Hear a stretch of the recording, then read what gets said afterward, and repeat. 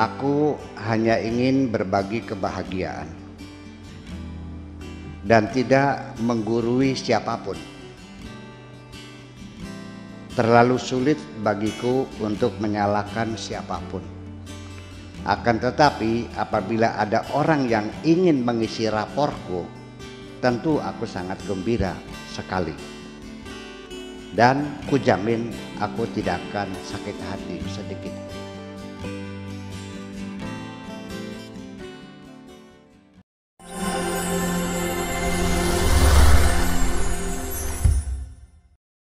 Silakan untuk Mas Sembodo di Bekasi.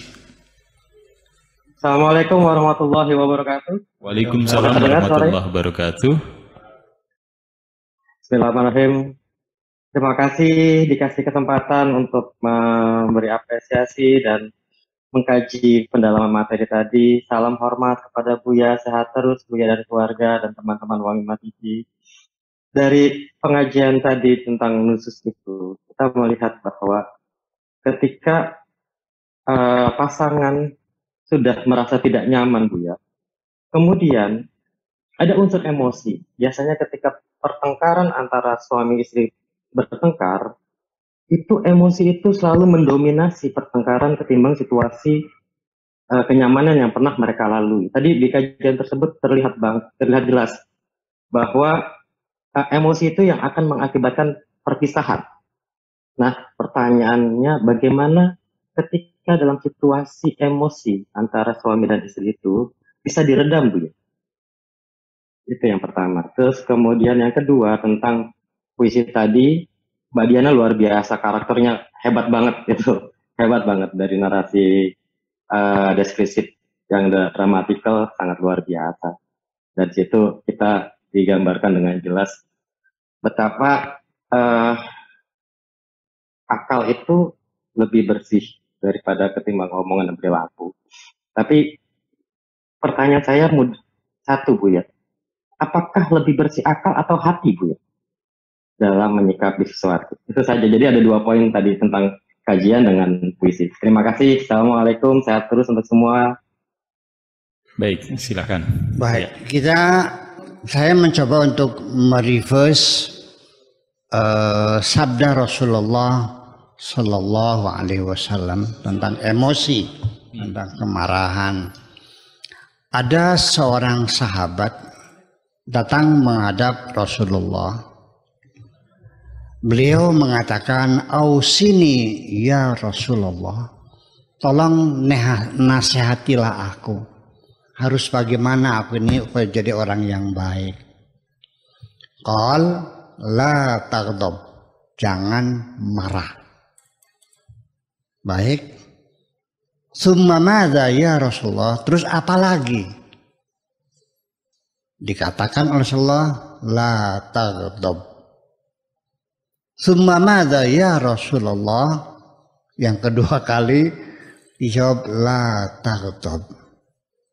Karena bagaimanapun juga bahwa kemarahan ini sangat mengganggu emosi kita. Bahkan kecerdasan kita menjadi hilang. Kesadaran kita bisa lenyap seketika, bahkan sampai kita melakukan tindakan-tindakan kriminal di tengah kemarahan yang sangat berlebihan. Bahkan sampai di dalam hukum Islam sendiri, fikih Islam, perceraian yang diucapkan dalam keadaan marah yang berlebihan itu dinyatakan cerainya tidak sah. Karena sudah separuh gila orang marahnya. Ya. Kemudian cerita spiritualnya begini Pak Sambodo. Bahwa kita mengusir setan dari dalam diri kita dengan susah payahnya bertahun-tahun, berkholwat di hutan saya sampai 6 bulan lamanya, ya kan, makan dedaunan seadanya, ingin membersihkan diri saya dari setan-setan itu. Dan setan itu mengalir bersama darah kita kok. Iya. Nah, setelah setan itu keluar, lalu bisa masuk lagi enggak? Ya bisa. Kapan masuk laginya? Ketika engkau sedang dalam keadaan marah. Sampai banyak kesalehan-kesalehan kita yang kita sembunyikan. Seperti sedekah sirri, sedekah rahasia, nyumbang masjid tanpa ada orang tahu, kirim rekening langsung tidak menyebutkan nama. Kenapa sedekah sirri itu dapat balasannya sampai 700 kali lipat? Ya, fi sabat sanabil fi kulli sumbulatin mi'atu habbah. Ya, tiga tangkai padi, ya gandum, satu tangkai itu 100 biji. Yang kita tanam satu, keluarnya satu dan anaknya 6, dan setiap tangkai itu 100 biji. Itukah sedekah sirri. Itu dalam keadaan marah, itu terbuka akhirnya. Tahu nggak kamu tuh mesinnya siapa yang nyumbang? Nih gue yang nyumbang dulu kirim. Tahu nggak? Usul gitu aja nggak diterima, gimana sih? DKM tuh nggak paham tuh.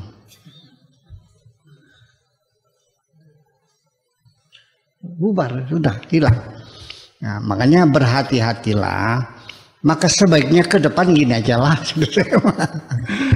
Kalau mau berdiskusi, mau berbicara, apa namanya, ya kompromi apapun yang Anda lakukan dengan siapapun, cobalah dengan pikiran yang tenang, hati yang damai.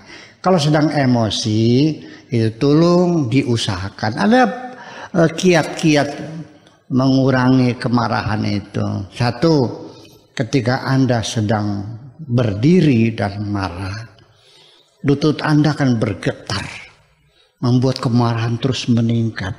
Cobalah duduklah, tarik napas yang dalam, sebutlah, panggillah nama Allah, tarik napas yang dalam, tenangkan diri. Kalau sudah duduk masih juga marah, cobalah berwudu. Ya, didinginkan. Jadi kita berjuang untuk mengatasi emosi kita, kemarahan kita. Jangan diturutin dong. Ya kita bisa cilaka hidup kita kalau itu diturutin terus. Nah itu kan sangat merugikan. Setelah wudhu, kalau seandainya masih marah juga, bawa sholat 2 rakaat. Ya kan begitu. Barangkali aja emosinya hilang. Setelah sholat masih marah juga, mandi sekalian. Iya. Kalau sudah mandi masih marah juga, ngejebur aja di laut sekalian. Gitu. Jadi ya satu persoalannya bagaimanapun kita jangan terpancing dengan emosi. Jadi kita mengendalikan jiwa kita ini. Dan itu tidak bisa dihilangkan karena memang itu dibuat oleh Allah dan disimpan di dalam diri kita. Ada kecewa, ada sedih, ada marah, ada macam-macam, itu tidak. Tapi yang penting kan Allah telah memberikan aturan-aturan, manhaj agama, nilai-nilai moral, nilai-nilai persahabatan, hati nurani, logika, perasaan, imajinasi, angan-angan. Itu piranti lunaknya banyak banget ya dalam diri kita yang semuanya. Itu kita kelola dengan dicongok. Jadi tidak dihilangkan, tetapi dicongok. Congok itu artinya kalau kuda itu hidungnya itu dibolongin, itu yang kita kendalikan supaya tidak dimusnahkan, tidak dipatahkan kakinya dan tidak dibunuh, tetapi tetap berjalan, tapi bisa diarahkan. Jadi cunguk itulah yang Anda perlukan sebetulnya sekarang ini. Terima kasih, gitu aja.